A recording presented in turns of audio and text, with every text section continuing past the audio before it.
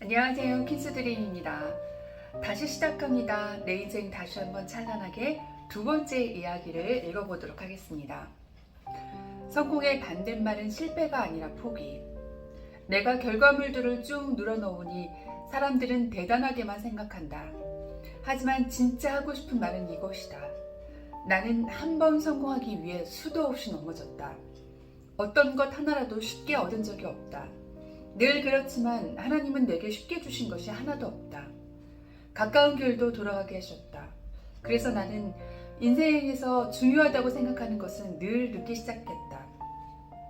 대학에 들어간 것도, 대학원에 가게 된 것도, 첫 회사 입사도, 결혼과 육아도 모두 늦었다. 그러다 보니 늘 간절했다. 간절했기 때문에 열심히 할 수밖에 없었고, 실패하거나 떨어지더라도 다시 해야 했다. 계속 그렇게 살다 보니 또 이게 당연하게 느껴져 서럽게 운 적도 많았다. 나는 뭔가 간절하게 원하지 않으면 안 되는구나 라는 사실이 나를 힘들게 하면서도 몇 번의 실패 속에서 다시 일어나게 해준 힘이 되었다. 내가 10번 성공을 했다면 그것은 적어도 100번 이상의 실패를 경험한 후였다. 첫 책을 출판할 때의 일이다. 나는 86번째 출판사의 문을 두드린 후에야 출판 계약을 할 수 있었다. 85번 떨어지고 나서 계약서를 쓰게 된 것이다. 그러니 나의 10번의 성공을 위한 실패담이 100번이 넘어간다는 것은 지극히 당연한 이야기다. 몸과 마음이 건강하면 정말로 가볍게 툭툭 치고 넘어갈 수 있으련만 내 마음과 몸이 건강하지 못할 때에는 심각한 슬럼프를 겪기도 했다. 좌절 속에서 힘들어했고 출간 거절 메일이 반복될 때마다 한숨을 쉬기도 했다. 정말로 솔직하게 고백하건대 포기하고 싶을 때가 한두 번이 아니었다. 그럼에도 불구하고 계속 메일을 보내고 수정하고 고치기 시작하니 결국에는 임자를 만났다. 정말 포기하지 않기를 잘했다는 생각을 했다. 1년 살기에는 단 하나의 조건이 붙는다. 어떤 목표든지 상관없지만 1년간 꾸준하게 그 목표를 향해서 가야 한다는 것이다. 쉬울 것 같지만 가장 어려운 일이다. 1기 때도 그랬고 2기 때도 똑같았다. 6개월쯤 되면 중간에 꼭 포기하는 사람들이 생겼다. 그리고 어찌되었건 1년을 가본 사람들은 분명히 그 전과 달라졌다. 1년 살기 모임을 3년차 운영하면서 더 확실하게 느끼는 부분이다. 내가 원하는 방향으로 가지 못했다 하더라도 그것은 실패가 아니었다. 내가 전혀 생각하지 못했던 길로 갈 수도 있다. 정말로 실패란 포기한다는 것 그것이었다. 빨간 머리에는 이런 명대사가 나온다. 생각대로 되지 않는 것은 정말로 멋진 일인 것 같다. 생각지도 못한 일들이 생기니까 말이다. 빨간 머리 N처럼 초긍정의 마인드를 갖는다는 게 쉽지는 않지만 1년 살기를 하다 보면 정말로 이런 마인드는 필수로 다가온다. 생각해보면 만약 내 뜻대로 모두 되었다면 나는 지금의 모습이 아니라 아직도 회사에서 열심히 일하고 있는 워킹맘일 것이다. 그런데 지금 나는 예전 같으면 생각하지도 못했던 일들을 하고 있다. 내가 어떻게 모임을 만들어서 운영하고 있고 그 안에서 이렇게 많은 일들이 벌릴 수 있단 말인가. 이건 정말로 있을 수 없는 일이다. 다시 생각해보면 참 재미있다. 그냥 회사만 다녔다면 몰랐던 일들을 많이 경험하고 느끼고 있다. 그래서 참 감사하다. 내가 그때 실패했다고 포기하지 않았던 게 얼마나 다행인지 모른다. 1년 살기를 운영하면서 힘든 일들이 많았다. 고백하건대 리더로서의 일도 쉽지 않았다. 실제로 나는 앞에 서는 것을 좋아하는 성격이 아니다. 오히려 뒤에서 묵묵하게 일하는 것이 나에게 맞다. 계속 그렇게 일해왔기 때문이다. 그런 내가 다른 사람들 앞에 서는 것도 쉽지 않았고 모임을 이끌고 나간다는 것 자체가 쉽지 않았다. 귀한 시간을 내서 오는 사람들에게 뭔가 하나라도 더 얻어갈 수 있도록 해야 했고 매달마다 뭔가 새로운 것을 해야 하는 것에 적지 않은 부담을 느꼈다. 나와 혈연관계의 사람들도 아니고 급여를 받으면서 모이는 사람들도 아니다. 단지 변화와 성장이라는 하나의 목적이 맞아서 모인 사람들이라 이 사람들이 정말로 변화와 성장이 되지 않으면 매달 모일 수도 없는 일이다. 그래서 리더인 내가 가장 많이 성장해야 한다는 부담감이 늘 있었다.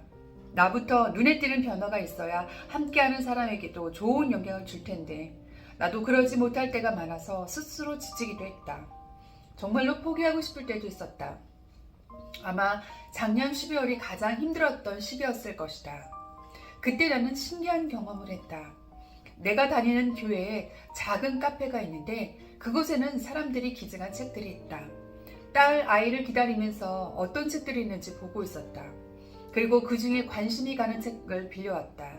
다음 날인 12월 31일 그 책을 읽기 시작했다. 하나님의 타이밍이라는 책으로 요셉에 관한 이야기가 나온다. 요셉이라는 인물은 정말로 힘든 일을 많이 겪은 사람이다. 형제들에게 노예로 팔려가기도 했고 억울하게 감옥에 갇히기도 했다. 하지만 나중에 뒤돌아보니 그 일들은 요셉이라는 인물을 만들기 위한 훌륭한 가르침이었고 요셉은 때가 되어 이집트의 총리가 되었다. 지금 힘든 일을 겪은 것은 나중에 더 큰 일에 쓰임받기 위한 가르침을 훈련 중이라는 좋은 교훈을 주는 책이다. 이 책을 다 읽고 블로그에 정리를 하려다 나는 깜짝 놀랐다.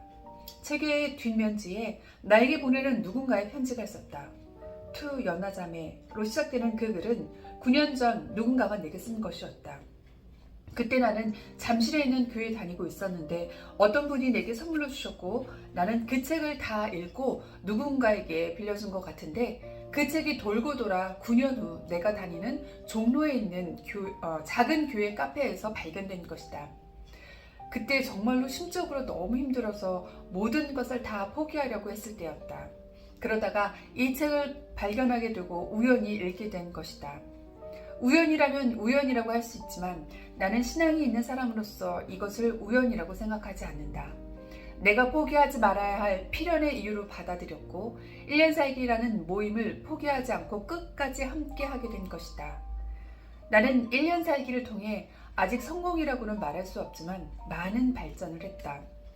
그리고 이제는 그 누구에게도 절대 포기하지 마세요 라는 말을 한다. 정말로 경험해 본 사람이기 때문에 몇 번을 강조해서 말한다. 절대로 포기하지 마세요. 기적을 바란다면 함께하자. 그전에는 몰랐다. 누군가가 가르쳐 주기를 바랐다. 내가 무엇을 하면 좋을지, 어떻게 하면 좋을지 그 방법에 대해서 정확하게 말해주길 바랬다. 하지만 아무도 그런 사람이 없었다. 정말로 이제는 나의 꿈에 대해서 관심을 가져주는 사람이 없었다. 전에는 내 꿈에 대해서 그렇게 물어보던 친정엄마도 내가 아이를 낳고 키우는 엄마가 되고 난 후 나보다 내 아이의 꿈에 대해서 더 많은 관심을 가졌다. 정말로 누군가가 가르쳐줬으면 좋겠다는 생각을 많이 했다. 생각하면 할수록 나의 재능이 무엇인지 모르겠고 내가 무엇을 잘하는지도 모르겠다. 정말로 간절히 원한다면 방법이 생긴다고 한다. 하지만 나는 그것조차 모르겠다. 나는 정말로 간절한데 왜 방법이 생기지 않는 것일까? 아직 덜 간절한가? 그건 아닌 것 같은데 그러면 나는 뭐가 문제인지? 나만 이런 생각을 하고 있는 건 아닐 것이다. 나 말고도 이런 생각을 한 사람들이 정말 많을 것이다.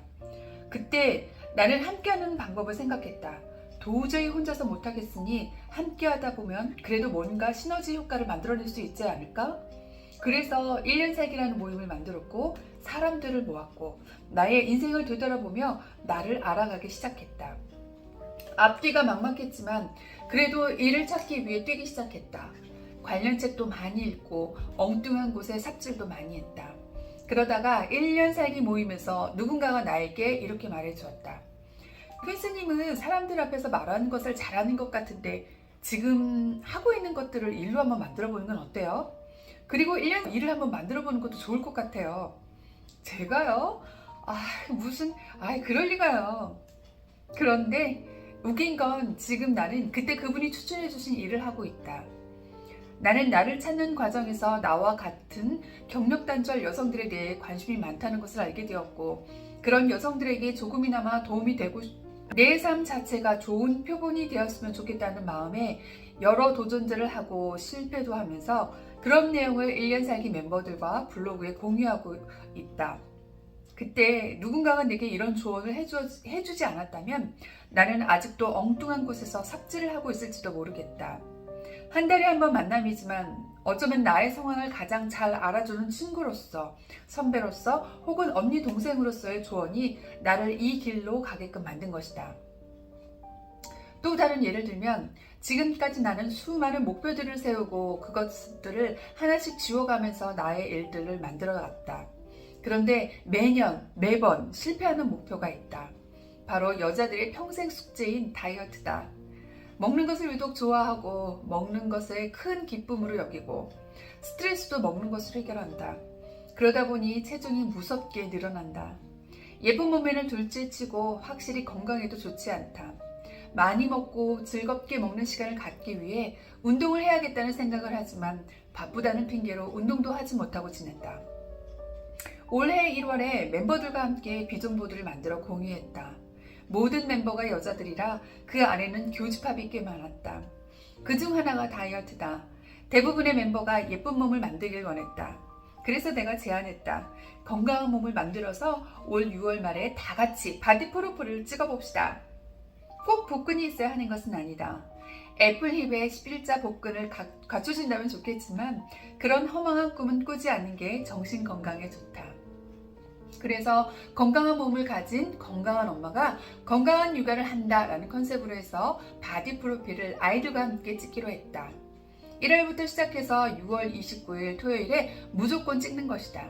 미리 예약금을 다 걸어놨고 이미 사진 비용도 내버렸다. 정말 할 수밖에 없는 상황을 만들었다. 함께하는 사람들을 단톡방으로 묶어서 매일 아침 체중을 재고 사진을 찍어 공유한다. 전날 먹은 음식들을 써서 공유하고 운동 내용도 공유하는 것이다.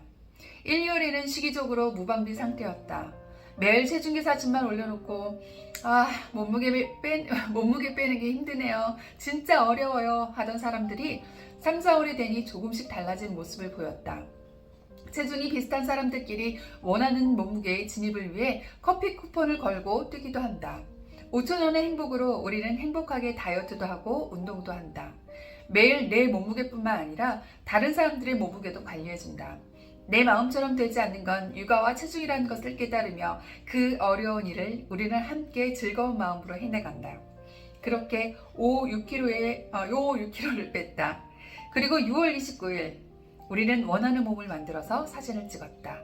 함께하면 힘든 다이어트도 즐겁게 할 수 있다. 나만 살을 못 빼는 게 아니었어 라는 위로도 얻고 나와 비슷한 사람들의 몸무게가 매일 변동되는 것을 보면서 탄력을 받아 독한 마음을 먹기도 한다. 혼자라면 할 수 없는 일이다. 나의 목표는 매달 1kg씩 감량해서 6월 말에 6kg 감량된 건강한 몸으로 바디 프로필을 찍는 것이었다. 출산 후부터 빼지 못해 숙제로 남겨두었던 살들을 빼고 나는 결혼 전 몸무게로 돌아가서 난생 처음 바디 프로필을 찍었다. 인생의 기적을 바란다면 함께 해보자. 분명 당신에게도 기적과 같은 일들이 벌어질 것이다. 오늘은 여기까지 읽겠습니다.